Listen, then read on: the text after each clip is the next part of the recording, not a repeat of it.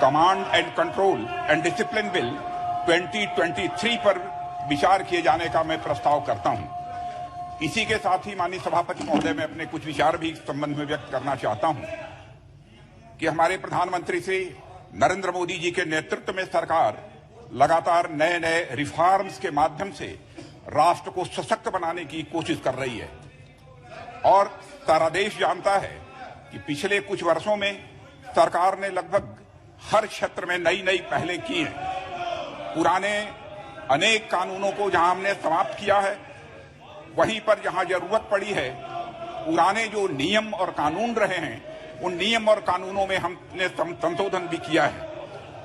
लोकसभा में पेश किया गया inter services organisation command and control and discipline bill 2023 भी उसी कड़ी में एक यह बहुत ही इंपॉर्टेंट बिल है।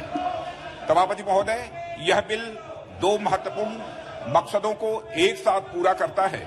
यह हमारी आर्म्ड फोर्सेस के तीनों अंगों के बीच इंटीग्रेशन तथा ज्वाइंटनेस की दिशा में बढ़ाया गया एक बहुत ही महत्वपूर्ण कदम है, जिससे वे भविष्य की चुनौतियों का एकजुट और एकीकृत तरीके से मुकाबला कर सकें। यह एक ऐसा वातावरण बनाने में निश्चित रूप से हमारी यह मदद करेगा जो हमारे इंटर सर्विसेज ऑर्गेनाइजेशंस में अनुशासन को मजबूत करेगा। मैं इन दोनों महत्वपूर्ण पहलुओं पर माननीय सदस्यों का ध्यान आकर्षित करना चाहूंगा।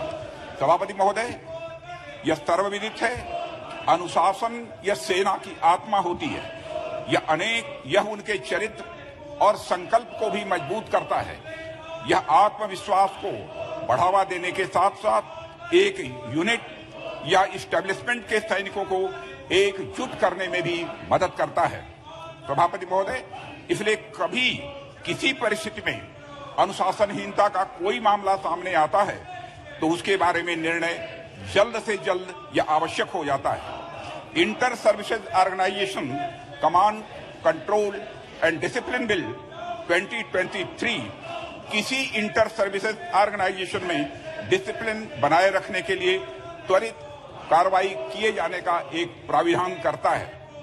अध्यक्ष महोदय, वर्तमान में भारतीय सेना, नौसेना और हमारी वायुसेना के पर्सनल अपने रेस्पेक्टिव एक्ट अर्थात आर्मी एक्ट 1950, नेवी एक्ट 1957 तथा एयरफोर्स एक्ट 1950 और उसके तहत बनाए गए रूल्स एंड रेगुलेशंस के अनुसार गवर्न होते हैं। सभापति महोदय, जिस समय ये कानून बने थे उस समय अधिकांश सर्विस ऑर्गेनाइजेशंस में पर्सनल्स सेना के एक ही अंग से होते थे। तदनुसार इन एक्ट्स में निहित प्रोविजंस को एक स्पेसिफिक सर्विस के यूनिक वर्किंग एनवायरनमेंट को ध्यान में रखते हुए तैयार किया गया था। परिणाम स्वरूप इन एक्ट्स के तहत कमांडर इन चीफ या ऑफिसर इन कमांड अपनी डिसिप्लिनरी और एडमिनिस्ट्रेटिव पावर्स का प्रयोग अपनी ही सर्विस के पर्सनल पर कर सकते हैं। उन्हें दूसरी सर्विसेज से संबंधित पर्सनल जो उनके संगठन में कार्य कर रहे हैं पर डिसिप्लिनरी और एडमिनिस्ट्रेटिव पावर्स का प्रयोग करने का अधिकार नहीं है।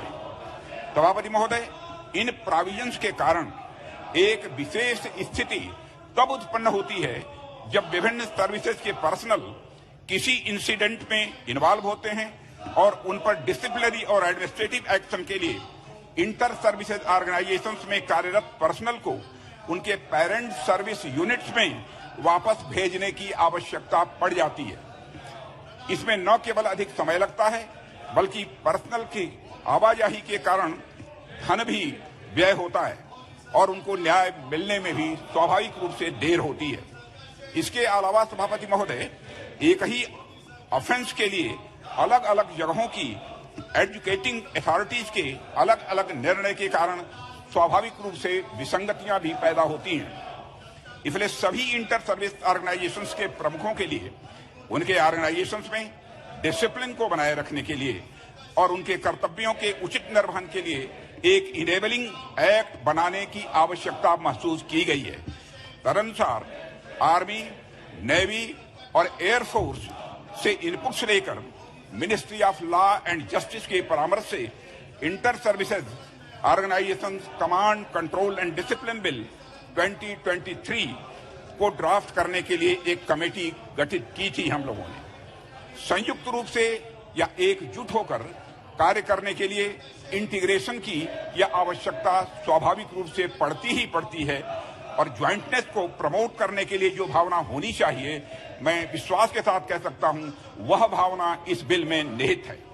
यह इंटर सर्विसेज ऑर्गेनाइजेशंस के प्रमुखों को बेहतर डिसिप्लिनरी और एडमिनिस्ट्रेटिव पावर्स जो मिलना चाहिए वह यह प्रदान करता है, जिससे वे अपने ऑर्गेनाइजेशंस में प्रभावी कमांड, कंट्रोल व डिसिप्लिन बना सकेंगे और हमारे सुरक्षा ढांचे को और भी अधिक मजबूत कर सकेंगे।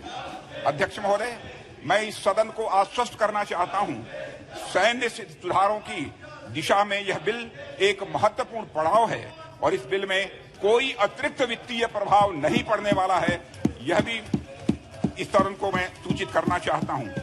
अध्यक्ष महोदय, मैं आपकी अनुमति से इस inter services organisation command, control and discipline bill 2023 विधेयक पर विचार करने का मैं प्रस्ताव करता हूं। कि बहुत महत्वपूर्ण बिल है, देश की सुरक्षा बलों से संबंधित बिल है। आपको इस बिल में भाग लेना चाहिए, आपको इसमें चर्चा में भाग लेना चाहिए।